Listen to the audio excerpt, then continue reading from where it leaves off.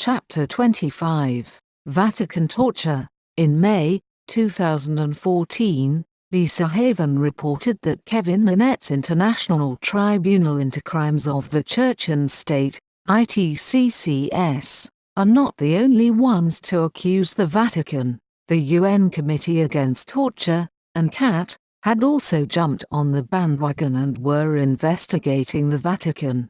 UNCAT defines torture as any act by which severe pain or suffering, whether physical or mental, is intentionally inflicted on a person for such purposes as obtaining from him or a third person information or a confession, punishing him for an act he or a third person has committed or is suspected of having committed, or intimidating or coercing him or a third person, or for any reason based on discrimination of any kind, when such pain or suffering is inflicted by or at the instigation of or with the consent or acquiescence of a public official or other person acting in an official capacity. It does not include pain or suffering arising only from, inherent in or incidental to lawful sanctions. The report believes that there is ongoing torture in the Vatican Church among its clergy and priests. UN experts from the Rights of the Child,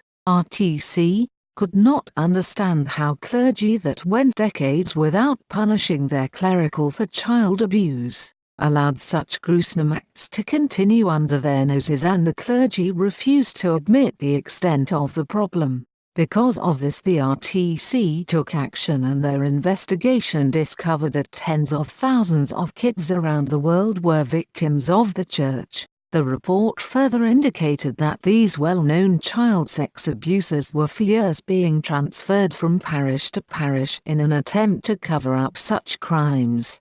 As a result of moving, rather than reporting pedophiles, in many countries, dozens of child sex offenders were reported to be still in contact with children.